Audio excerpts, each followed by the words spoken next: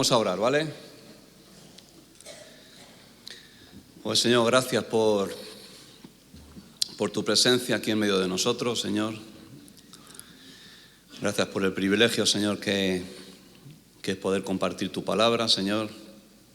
Te pido, Señor, que nos hables, Señor, que quites, Señor, cualquier distracción, Señor, cualquier impedimento, Señor, que pueda quitarnos, robarnos lo que tienes para nosotros, Señor. Háblanos, Señor, en el nombre de Jesús. Amén. Bueno, hace unos días, no tengo Facebook, ni tengo Instagram, ni tengo Twitter. No porque no quiera, sino porque no sé manejarlo, ¿no? Me llegó al móvil un artículo que puso Paco, el psicólogo de nuestra oficina. Y son unas palabras que tocaron mi corazón y creo que lo van a poner en las pantallas. Decía así: tiempos difíciles crean hombres fuertes crean tiempos fáciles crean hombres débiles y hombres débiles crean tiempos difíciles. Se ve ahí, ¿no? Tiempos difíciles crean hombres fuertes crean tiempos fáciles crean hombres débiles y hombres débiles crean tiempos difíciles. Y estas palabras empezaron a brotar en mi corazón, ¿no? Empezaron a tocarme y sentir la necesidad de compartirlo en esta mañana, ¿no? Estas palabras hacían alusión a una época en Estados Unidos que se llamó la Gran Depresión. ¿Hemos escuchado alguna vez? Alías, por supuesto, dice que sí, ¿no? ¿Y qué pasó en este tiempo, ¿no? En el fenómeno este llamado la Gran Depresión. La economía de Estados Unidos pasó en los años 20, en la década de los 20, de una bonanza, de un tiempo de prosperidad, cambió a todo lo contrario, ¿no? Se produjo quizás la mayor crisis económica que ocurrió en 1929, ¿no? La quiebra de la Bolsa de Nueva York. Y esta quiebra, pues, de la Bolsa de Nueva York tuvo consecuencias terribles para la sociedad en Estados Unidos, ¿no? Miles de empresas y bancos tuvieron que cerrar, millones de inversores perdieron todo su dinero. Como cualquier crisis, subió la tasa de paro, comenzó el nacimiento de sindicatos que empezaron a tener el control o dio el origen a lo que representaba la mafia. Bajó el poder del dinero, bajó los sueldos. Y lo peor de toda esta crisis es que también afectó a Europa, ¿no? Alemania, Inglaterra, Francia, Italia, toda esta crisis que pasó en Estados Unidos con esta quiebra del 29 pasó a Europa. Y el descontento fue tal aquí en Europa que empezó a tener un auge, ¿no? Un auge en la política, partidos de extrema derecha y la llegada de líderes fascistas, ¿no? Eso es las consecuencias que tuvo esta crisis llamada la Gran Depresión. Como hemos puesto la primera frase, tiempos difíciles crean hombres fuertes. Y muchas veces podemos decir, puede salir algo bueno de esta historia. Miguel Ángel nos ha compartido ahora, ¿no? De su operación, una operación que no se lo esperaba. Él nunca se ha sentido mal de corazón, pero por sorpresa vino esto y tuvieron que operarle. Y aún en medio de esta prueba, aún en medio de esta situación difícil, pues Dios ha tratado con él. Y en cierta manera ha podido ver la gloria de Dios, ¿no? Como dice la Biblia en Romanos capítulo 8, todas las cosas que nos suceden nos ayudan para bien. Todas las cosas, no todas las cosas buenas, sino también las cosas que no son tan agradables, cosas malas que vienen a nuestras vidas, pueden ayudarnos para bien. Y esto que pasó aquí en Estados Unidos en este periodo de tiempo, ¿podría salir algo bueno? ¿Podemos ver algo positivo? Pues yo creo que sí. En medio de estos tiempos difíciles se levantó una generación que años más tarde participarían en la Segunda Guerra Mundial. Gente que entregaron sus vidas junto con los aliados, que hicieron hazañas heroicas, que libraron a Europa de ser librada y conquistada por un loco llamado Hitler. ¿Estáis conmigo? Aún en medio de toda ese tiempo de pobreza, aún ese tiempo donde todo era negro, se pudo levantar una generación, ¿no? Una generación con valores, una generación que estuvieron dispuestos a dar su vida, ¿no?, por librar a Europa de este loco llamado Hitler. En Juan 16, versículo 33, si me acompañáis.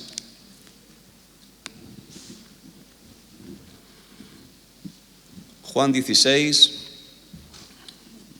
versículo 33.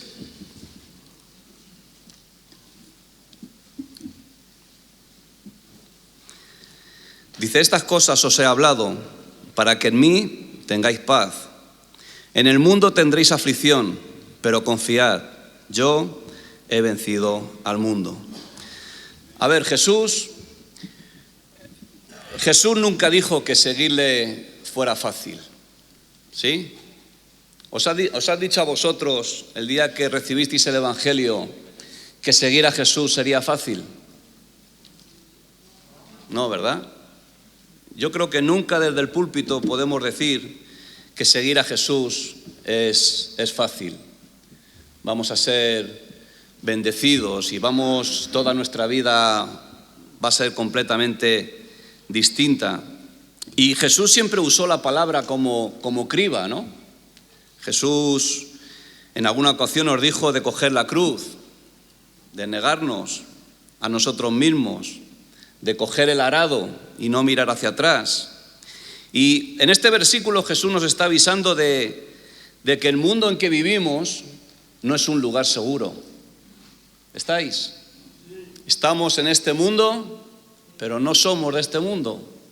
Y el mundo en el cual estamos aquí viviendo, en el cual trabajamos, no es un lugar seguro. Muchas veces me gusta decir que estamos en guerra. Desde que nos levantamos hasta que nos acostamos, nuestra lucha es constante, ¿no?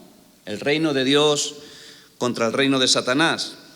Jesús le dijo a Pedro: Satanás vendrá a zarandearos como al trigo, ¿no?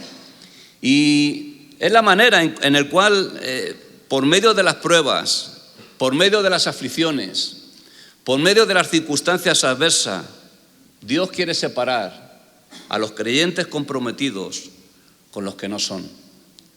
Dios quiere separar a aquellos cristianos que son verdaderamente de corazón y los que no son. De la misma manera que el agricultor zarandea el trigo para separarlo de la paja. Y creo que Dios nos ha dado la capacidad, la fuerza para vivir en estos tiempos. ¿Sí o no? ¿Quién está pasando por pruebas? ¿Quién está pasando por circunstancias adversas? Hay tantas cosas, ¿no? Áreas económicas, enfermedades, problemas familiares, tantas y tantos, ¿no? Adversidades que vienen a nuestras vidas. Y yo creo que Dios nos da la capacidad, Dios nos da la fuerza para vivir en medio de estos tiempos. ¿Sabes por qué? Porque creo que es la única manera de que haya una iglesia despierta. Es la única manera de que haya una iglesia fuerte. Es la única manera de que haya una iglesia que manifieste la vida de Jesús. Por eso Jesús decía que la iglesia tiene que ser la sal y la luz de este mundo. Voy a decirte algo que a lo mejor no te gusta escuchar. Dios no está preocupado en hacerte feliz. Dios está preocupado en que la buena voluntad de Dios, agradable y perfecta, se cumpla en nuestras vidas. Dios no está preocupado en hacerte feliz. Dios no está preocupado en que todo te salga bien, en que encuentres esa felicidad. Dios está más preocupado en que su perfecta voluntad, que es buena y que es agradable, pueda cumplirse en nuestras vidas. Y por eso Jesús nos da esta preciosa promesa, que también ha hablado Eduardo, ¿no? Que a pesar de dificultades, que a pesar de pasar por situaciones difíciles, podemos tener paz en nuestro interior, ¿no? Como dice la Biblia, esa paz que sobrepasa todo entendimiento. Qué bueno es, ¿no? Dios está dentro de nosotros, el Espíritu de Dios está dentro de nosotros, y a pesar que en nuestro exterior muchas veces venga tanta lucha, venga tanta guerra, podamos decir que tenemos esa paz que sobrepasa todo entendimiento. Tenemos paz en nuestro interior. Dios está con nosotros, Dios va con nosotros, Dios va a sacarnos de esta y de todas las que vengan. Ahora, ¿qué perspectiva tienes o qué deseo tienes del tiempo que vives en este momento? Hemos hablado de tiempos difíciles, tiempos fáciles. ¿Quién quiere tiempos fáciles? ¿Quién quiere tiempos fáciles? Ya sois unos campeones. ¿Quién quiere tiempos difíciles? ¿Te han levantado la mano? Son muy espirituales, como he escuchado a Javi. ¿Qué perspectiva tienes en el momento en que vives? Bueno, humanamente todos queremos pasar por tiempos cómodos, ¿sí? Tiempos fáciles, tiempos prósperos, tiempos cómodos, tiempos que no alteren nuestra forma de vida, ¿no? Tiempos en que Dios nos deje vivir, en cierta manera, a nuestra manera, ¿no? Pero, ¿sabes? En el espíritu pueden ser deseos erróneos. Tiempos fáciles crean hombres débiles. Hombres débiles crean tiempos difíciles. Y esto ha tocado mi corazón, ¿no? Porque, como he dicho, ¿quién no quiere tiempos fáciles, cómodos, prósperos, sin compromisos, que todo sea como una balsa de aceite? Pero creo que cuando eso viene a nuestras vidas, no nos benefician. No nos benefician. A nuestra carne nos puede beneficiar, ¿no? Pero creo que a nuestro espíritu eso pueden ser deseos erróneos, y lo vamos a ver en la Biblia. En Apocalipsis capítulo 3, versículo 15. Apocalipsis capítulo 3. Jesús habla o da el mensaje a la iglesia de la Odisea.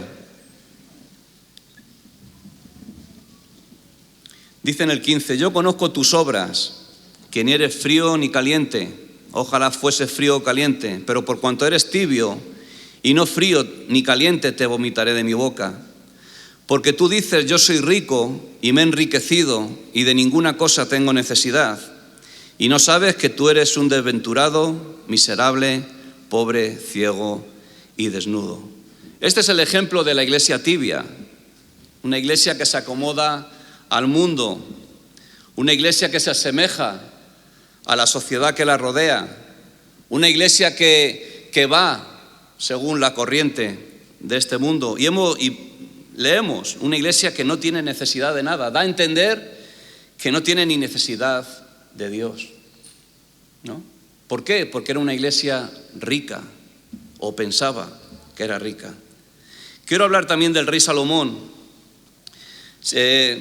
David profetizó sobre él estas palabras: esfuérzate y sé hombre, guarda los preceptos de Dios, anda en sus caminos y observa los mandamientos, para que prosperes en todo lo que hagas y en todo aquello que emprendas.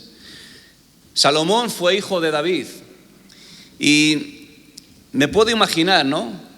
Salomón tuvo el privilegio de chupar de la fuente de su padre, ¿no? De aprender tantas cosas buenas que tenía su padre. Salomón pidió sabiduría a Dios. ¿Os acordáis, no? Dios le dijo, ¿qué quieres que lo que me pidas? Yo te lo daré. Podía haber pedido riqueza, podía haber pedido poder, podía haber pedido tantas y tantas cosas, pero pidió sabiduría para gobernar a ese pueblo. Y Salomón tenía en su mano todo para triunfar, todo para triunfar. Tenía los genes de su padre David, Dios le dio una sabiduría fuera de lo normal. Se dice que en este tiempo no hubo hombre más sabio que la sabiduría de Salomón. Escribió 3 libros, el Cantar de los Cantares, Eclesiastés. Un hombre sabio, los Proverbios, un hombre con una cabeza increíble. Salomón heredó un reino próspero gracias a los botines que su padre David había acumulado en sus conquistas. Y durante la mayor parte de su reinado vivió seguro. Por 40 años no enfrentó a sus enemigos. Si tú te pones a ver la historia de los reyes, casi todos los reyes tuvieron pleitos, tuvieron guerras, tuvieron enfrentamientos contra los enemigos. Sin embargo, Salomón, en los 40 años que reinó, no tuvo pleitos con nadie, no tuvo guerras con nadie. Es raro, ¿verdad? Fue el encargado de construir el templo, fue escogido por el profeta Natán porque decía que él era un hombre de paz, y no David por ser un hombre de guerra, cuyas manos tenía manchadas de sangre. Vivió en continua prosperidad, en continua opulencia. Dice la Biblia que reyes y reinas les visitaban, ¿no?, para ver la grandeza de Israel. ¿Qué podemos decir? Tenía todo para tener éxito. ¿Pero qué le pasó? Tiempos fáciles crean hombres débiles. ¿Estáis conmigo? Sí. Tiempos fáciles crean hombres débiles. Todo lo tenía: riqueza, opulencia. El templo, les visitaban a la gente, no visitaban para adorar a Dios, visitaban solamente para ver la maravilla que había construido, ¿no? En Eclesiastés capítulo 2, si me acompañáis, versículo 1 al 9.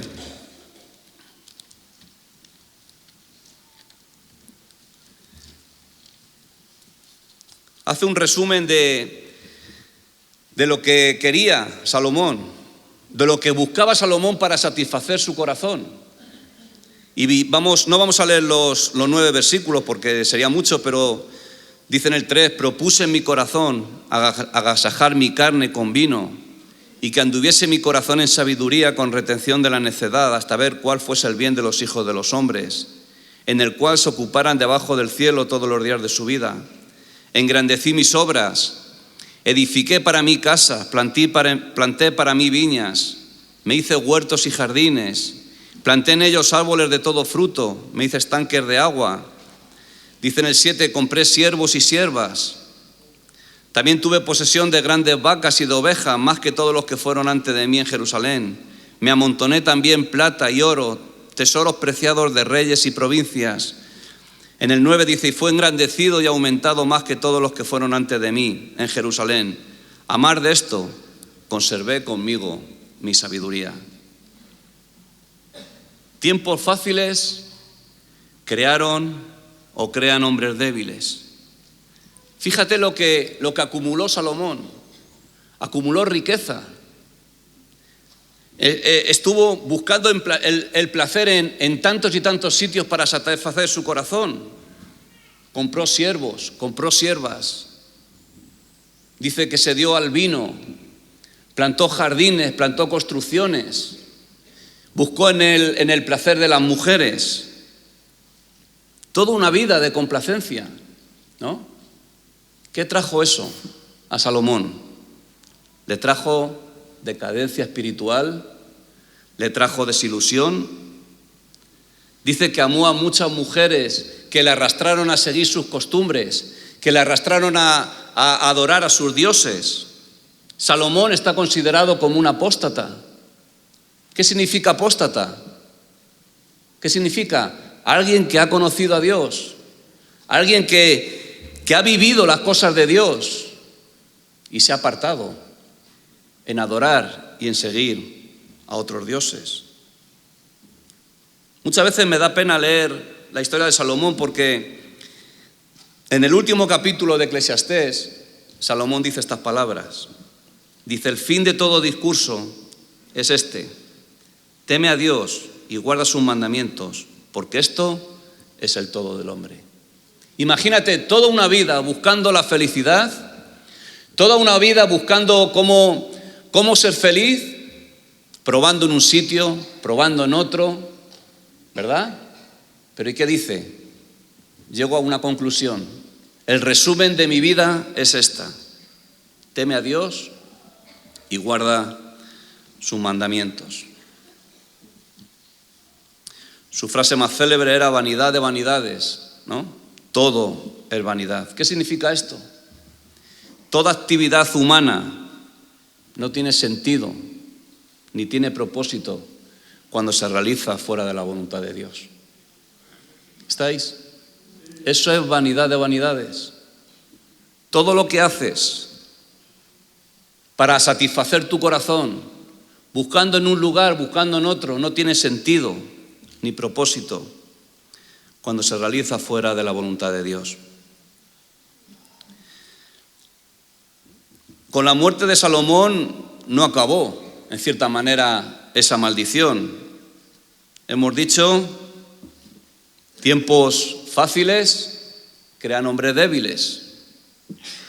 Hombres débiles crean tiempos difíciles. Cuando murió Salomón, tomó el reinado su hijo Roboán. Roboán heredó el reino. Y durante su reino, ¿qué pasó? Israel se dividió en dos: el reino de Israel y el reino de Judá. Lo que quiero dejaros en esta mañana es buscar el propósito de las adversidades. Y no quiero decir que tenemos que ser masoquistas, ¿no? Deseando que vengan cosas malas a nuestras vidas, deseando que pasemos por pruebas, por dificultades, que vengan por sorpresas cosas que no estamos preparados.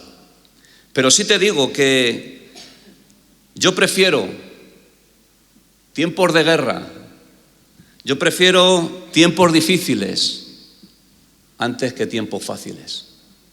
Porque el tiempo difícil, el tiempo de guerra me hace estar alerta, me hace estar despierto. Jesús, que le dijo a sus discípulos: velad y orad para que no entréis en tentación. Cuando todo va bien, cuando son tiempos fáciles, cuando todo va bien, ¿nos acordamos de Dios? Porque todo va bien. No necesitamos orar, no necesitamos buscar, porque es como una rueda, parece que todo va con nosotros. Y esos tiempos forjan corazones débiles, esos tiempos forjan caracteres débiles, como pasó con Salomón. Salomón podía haber sido el rey más grande que ha podido dar Israel. Y llegó a la conclusión que sin Dios estábamos perdidos, ¿no? Vanidad de vanidades, todo es vanidad. El ejemplo contrario: tiempos difíciles crean hombres fuertes crean tiempos fáciles. Vamos a ver algo de la historia de los discípulos. Los discípulos fueron personas normales y corrientes, ¿sí? A veces pensamos que los discípulos fueron gente sobrenaturales, o los discípulos fueron gente extraordinaria, ¿no? Los discípulos fueron gente como tú y como yo, ¿sí o no? Con sus fallos, con sus virtudes, venían de un mismo trasfondo como cualquiera de nosotros, gente humilde, gente pobre, gente trabajadora. Los discípulos eran como tú y como yo. Dejaron todo. Dejaron todo. Dejaron familia, dejaron negocios, dejaron sus hogares, dejaron sus ciudades, por seguir la voz de alguien que no conocían. Tú, si viniera alguien ahora y te dijera, ven y sígueme, ¿qué harías? Yo no le seguiría. En los tiempos de Jesús, Pedro, los discípulos estaban pescando, Mateo estaba en el banco de los tributos, Lucas como médico, los discípulos todos tenían sus oficios. ¿Y qué pasó? Jesús llegó a ellos. Y Jesús no les dio la charla. Jesús no le contó un cuento. Jesús no les dijo el futuro que iban a tener con él. ¿Qué les dijo? Dejar todo, venir y síganme. Increíble. ¿Qué tuvieron que...? Fue una revelación, fue la presencia de Jesús en ese momento tuvo que descolocarles a todos, pero lo que sí hicieron dejaron todo. Dejaron todo. Dejaron las redes, dejaron sus familias, dejaron sus hogares, dejaron sus ciudades y se fueron con Jesús. Alcanzaron mala reputación entre los fariseos de la época. 3 años estuvieron con él, comiendo con él, durmiendo a su lado, siguiendo sus pasos, oyendo sus enseñanzas, viendo los milagros que él hacía. Pero la Biblia dice que Jesús fue crucificado, ¿no? Aunque Jesús les habló de la conveniencia que él se fuera, ¿os acordáis? Cuando le dijo Jesús, junto a los discípulos, le dijo, mira, es necesario que yo me vaya, porque cuando yo me vaya, os dejaré el Consolador, os dejaré el Espíritu Santo, que estará con vosotros y morará dentro de vosotros. Pero Jesús, de cierta manera, fue crucificado y todos estos discípulos que andaron con él, la mayoría volvieron a sus hogares. Volvieron para atrás. Muchos se desilusionaron, ¿no? Pensaron que habían despertado de un mal sueño. Imagínate 3 años con Jesús, andando con él, y de pronto Jesús desaparece de sus vidas. Como he dicho, algunos volvieron a sus hogares. Pedro volvió a pescar. 2 discípulos fueron en dirección a la ciudad de Emaús. Un tiempo tan difícil para los discípulos, ¿no? En Juan capítulo 20, versículo 21 y 22. Juan 20, 21 y 22. Jesús resucita y se aparece otra vez a los discípulos. Dice en el 21, entonces Jesús les dijo otra vez, paz a vosotros. Como me envió al Padre, así también yo os envío. Y habiendo dicho esto, sopló y les dijo, recibid el Espíritu Santo. A quienes remitiereis los pecados, les son remitidos, y a los que se los retuviereis, les son retenidos. Jesús, después de resucitar de la muerte, se presenta a los discípulos y les dice esto, recibid el Espíritu Santo.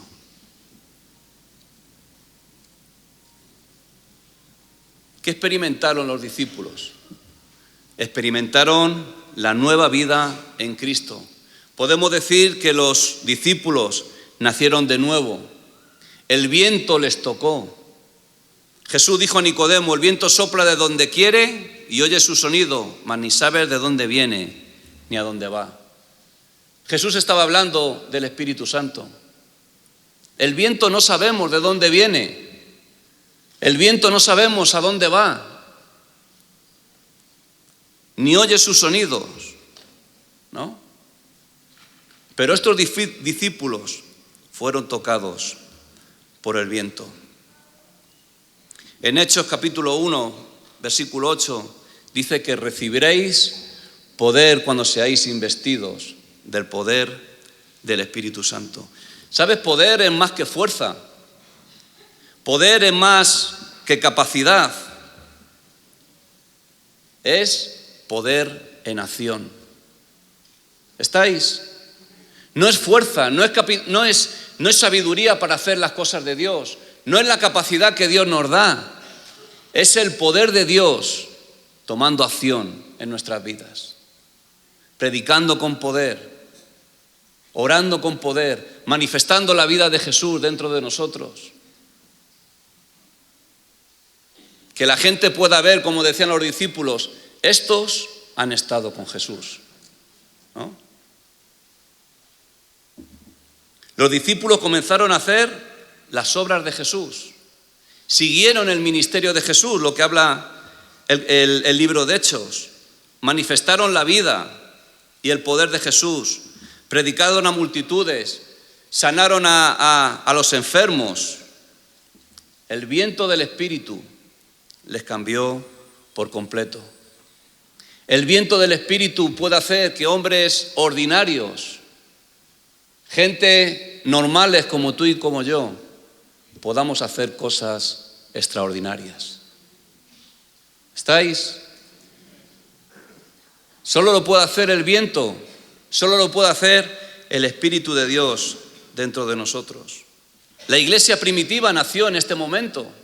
Es la iglesia perfecta, es la iglesia ejemplar, ¿no? Una iglesia unida como una familia, una iglesia que se repartían los bienes, una iglesia espiritual, una iglesia que oraba, una iglesia que predicaba. Dice que cada día se añadían los que tenían que ser salvos, ¿no? ¿Cómo les cambió la vida? Tiempos difíciles crean hombres fuertes. Tiempos difíciles crean hombres fuertes.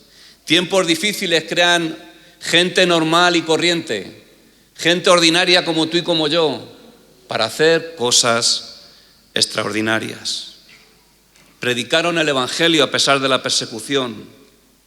Eran odiados por romanos, por los judíos, por todos.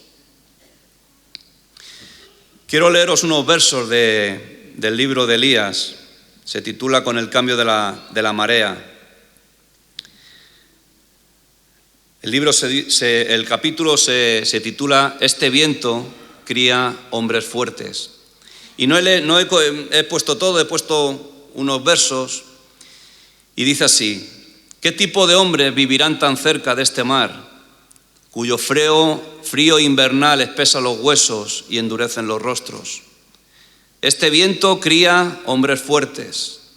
Este viento, como el hierro que aguza el hierro, afila el espíritu.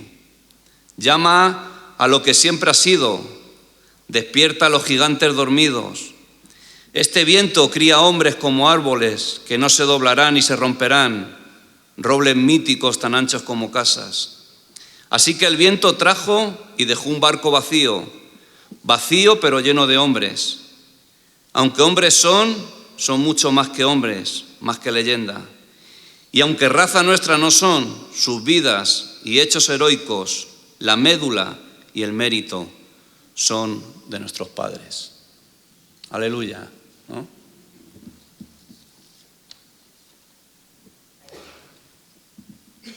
Tiempos difíciles crean hombres fuertes. Hombres fuertes crean tiempos fáciles. Estos discípulos vivieron tal grado de revelación, estos discípulos vivieron tal grado de la presencia de Dios en sus vidas que no le importaron acabar como mártires, ¿no? Y digo, hombres fuertes crearon tiempos fáciles porque nosotros somos los beneficiarios de todo esto. Tertuliano dijo, la sangre de los mártires es la semilla de los cristianos.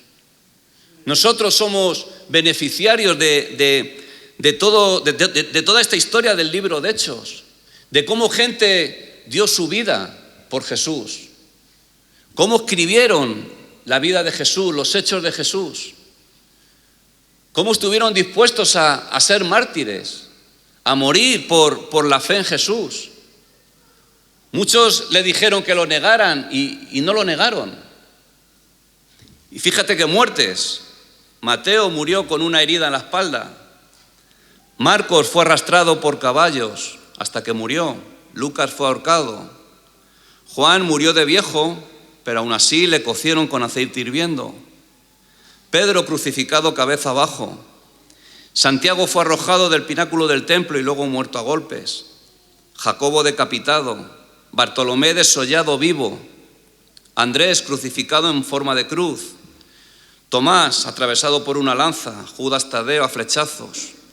Pablo torturado y decapitado. Simón el Celote aserrado por la mitad. ¿Por qué fueron capaces de aguantar esto? Fueron capaces porque el viento les tocó, porque el Espíritu Santo les tocó. Podían haber llevado otras vidas, vidas tan fáciles, pescadores, cogiendo tributos, haciendo su vida normal, pero escucharon la voz de Dios. La voz de Dios fue más importante que las otras voces.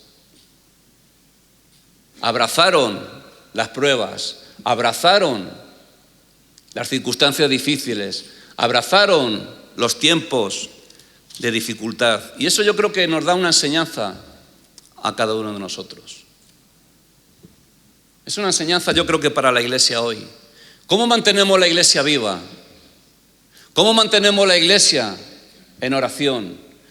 ¿Cómo mantenemos una iglesia fuerte, despierta, cuando está siendo probada, cuando está siendo atacada? Hoy podemos decir, ¿qué tiempo vivimos hoy? Bueno, pues no estamos perseguidos. Nos dejan predicar el Evangelio desde el púlpito, ¿no? La economía va más o menos. Tenemos trabajo, tenemos comida. ¿Sí? Pero también hay dificultad. La iglesia hoy está siendo perseguida. No perseguida que nos van a matar por predicar el Evangelio, pero la gente está en contra de Dios. Las políticas están en contra de Dios. La sociedad va en contra de Dios. Todo cuando tú hablas de Dios parece que es algo como algo antiguo, algo que ya no se lleva. Es todo más, ¿no? Tenemos que dar gracias a Dios por las pruebas. Tenemos que dar gracias a Dios por las situaciones difíciles que vengan a nuestras vidas, porque eso nos va a hacer mantenernos firmes.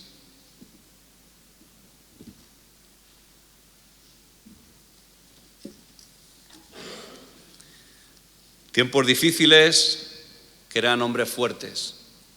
Hombres fuertes crean tiempos fáciles. Yo esto lo puedo asemejar a Betel. Los primeros tiempos de Betel fueron así. Qué tiempos tan difíciles. En los años 80, ¿no? Betel empezó con un centro de rehabilitación de toxicómanos en San Blas. En los años 80 hubo una generación que murió por causa de la heroína, ¿no? ¿Y qué tiempos tan difíciles? Familias desordenadas, hijos muriéndose por causa de las drogas, chicas, tantos y tantos problemas, tantas y tanta ruina que hubo en España en esos tiempos. Pero, ¿qué pasó? De ahí crearon hombres fuertes. De ahí se levantaron gente fuerte, gente guerrera, gente que escuchó la voz de Jesús, a un Jesús que no conocíamos. No habíamos leído la Biblia, no habíamos ido a un culto, por lo menos yo, como se decía antes, pero Jesús nos habló. y nos dijo: seguir y venir conmigo. Y Dios ha creado esto, Betel. Después de 30 y tantos años, estamos en más de 20 y tantos países, en más de 100 ciudades. ¿Por qué? Porque en momentos de dificultad, en los momentos difíciles, el viento levantó hombres fuertes. Y hoy día muchos de los que estáis aquí, que venís ahora, gente de la iglesia o chicos nuevos que venís al centro, os estáis encontrando la bendición esa. ¿Por qué? Porque hombres fuertes crean tiempos fáciles. Hombres fuertes crean tiempos fáciles. Vamos a ponernos de pie. Si los músicos podéis subir.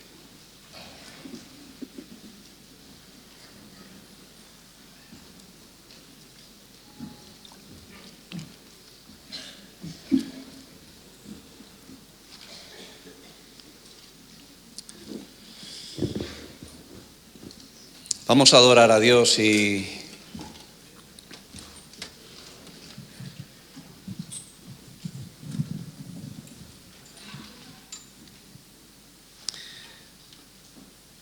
creo que es tiempo de